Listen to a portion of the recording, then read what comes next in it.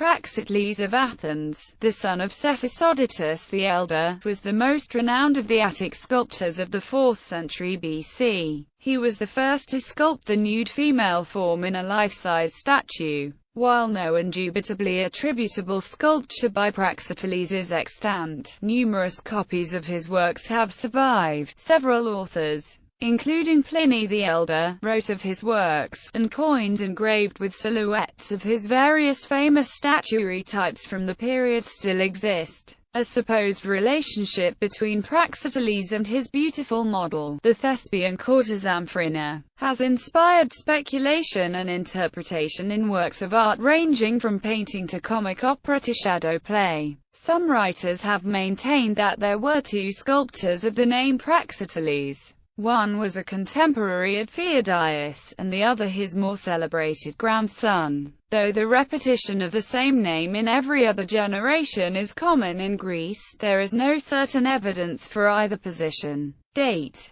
Accurate dates for Praxiteles are elusive, but it is likely that he was no longer working in the time of Alexander the Great. In the absence of evidence that Alexander employed Praxiteles, as he probably would have done, Pliny's date, 364 BC, is probably that of one of his most noted works. The subjects chosen by Praxiteles were either human beings or the less elderly and dignified deities such as Apollo, Hermes and Aphrodite rather than Zeus, Poseidon or Themis. Praxiteles and his school worked almost entirely in marble. At the time the marble quarries of Paros were at their best, nor could any marble be finer for the purposes of the sculptor than that of which the Hermes from Olympia. Some of the statues of Praxiteles were colored by the painter Nicias, and in the opinion of the sculptor they gained greatly by this treatment. Hermes and the infant Dionysus. In 1911, the Encyclopaedia Britannica noted that our knowledge of Praxiteles has received a great addition, and has been placed on a satisfactory basis, by the discovery at Olympia in 1877 of his statue of Hermes with the infant Dionysus, a statue which has become famous throughout the world. Later opinions have varied, reaching a low with the sculptor Aristide Maillol, who railed, "It's kitsch, it's frightful, it's sculptured in soap from Marseille." In 1948, Carl Blumel published it in a monograph as the Hermes of a Praxiteles, reversing his earlier opinion that it was a Roman copy, finding it not 4th century either but referring it instead to a Hellenistic sculptor, a younger Praxiteles of Pergamon. The sculpture was located where Pausanias had seen it in the late 2nd century AD. Hermes is represented in the act of carrying the child Dionysus to the nymphs who were charged with his rearing. The uplifted right arm is missing,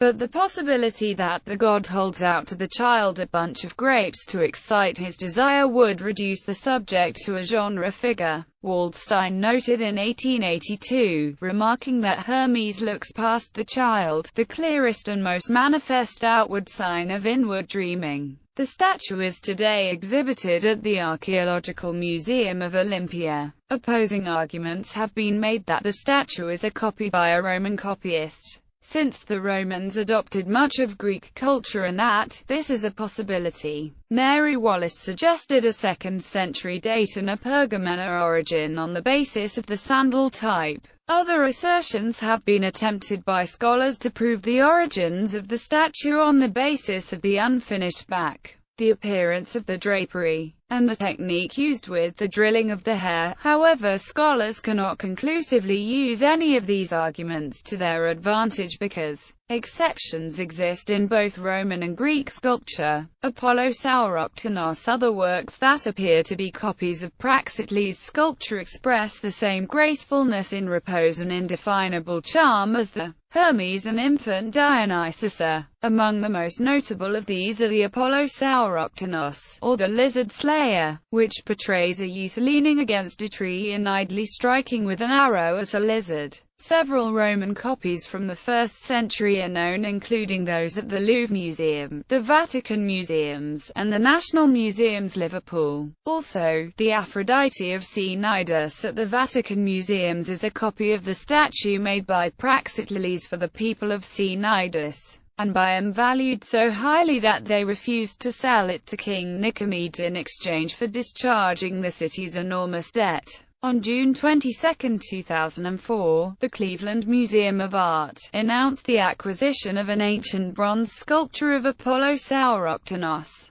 The work is alleged to be the only near-complete original work by Praxiteles, though the dating and attribution of the sculpture will continue to be studied. The work was to be included in the 2007 Praxiteles exhibition organized by the Louvre Museum in Paris, but pressure from Greece, which disputes the work's provenance and legal ownership, caused the French to exclude it from the show. Apollo Lykios. The Apollo Lykios, or Lycian Apollo, another Apollo type reclining on a tree, is usually attributed to Praxiteles. It shows the god resting on a support, his right arm touching the top of his head, and his hair fixed in braids on the top of a head in a haircut typical of childhood. It is called Lycian, not after Lycia itself, but after its identification with a lost work described by Lucian as being on show in the Lycaon, one of the gymnasia of Athens. Capitoline Satyr. The resting satyr of the Capitol at Rome has commonly been regarded as a copy of one of the satyrs of Praxiteles, but it cannot be identified in the list of his works. Moreover, the style is hard and poor. A far superior replica exists in a torso in the Louvre. The attitude and character of the work are certainly of Praxitelean school. Leto, Apollo and Artemis. Excavations at Mantinea in Arcadia have brought to light the base of a group of Leto, Apollo and Artemis by Praxiteles. This base was doubtless not the work of the great sculptor himself, but of one of his assistants. Nevertheless, it is pleasing and historically valuable. Pausanias thus describes the base. On the base which supports the statues there are sculptured the Muses and Marsyas playing the flutes. 3 slabs which have survived represent Apollo, Marsyas, a slave, and 6 of the Muses, the slab which held the other 3 having disappeared. Leakin Head. The Leakin Head in the Red Room, Petworth House, West Sussex, UK, was claimed by Adolf Furtwängler to be an actual work of Praxiteles, based on its style and its intrinsic quality. The Leakin Head, the keystone of the Greek antiquities at Petworth, was probably bought from Gavin Hamilton in Rome in 1755. Aberdeen Head. The Aberdeen Head, whether of Hermes or of a youthful Heracles, in the British Museum, is linked to Praxiteles by its striking resemblance to the Hermes of Olympia. Aphrodite of C Nidus. Aphrodite of C Nidus was Praxiteles' most famous statue. It was the first time that a full-scale female figure was portrayed nude. Its renown was such that it was immortalized in a lyric epigram. Paris did see me naked, Adonis, and Anchises, except I knew all 3 of them. Where did the sculptor see me? Artemis of Antikyra. According to Pausanias, there was a statue of Artemis made by Praxiteles in her temple in Anticyra of Phocis. The appearance of the statue, which represented the goddess with a torch and an arch in her hands and a dog at her feet, is known from a 2nd century BC bronze coin of the city. Uncertain attributions. Vitruvius lists Praxiteles as an artist on the mausoleum of Mausoleus, and Strabo attributes to him the whole sculpted decoration of the Temple of Artemis at Ephesus. These mentions are widely considered as dubious. Roman copies. Besides these works, associated with Praxiteles by reference to notices in ancient writers, there are numerous copies of the Roman age. Statues of Hermes, of Dionysus, of Aphrodite, of satyrs and nymphs and the like, in which a varied expression of Praxitelean style may be discerned. Bibliography. Eileen Ajoshan, Praxiteles, Personal Styles in Greek Sculpture, Cambridge University Press, 1998, pp. 91-129. Antonio Corso, Praxiteles, Fonti Epigraphici Letteri, Vita e Opera, 3 volume, De Luca, Rome, 1988 and 1991. Marion Muller-Defoe, La Sculpture Grecque. Sources littéraires et épigraphiques. Éditions de l'École nationale supérieure des beaux-arts, Col.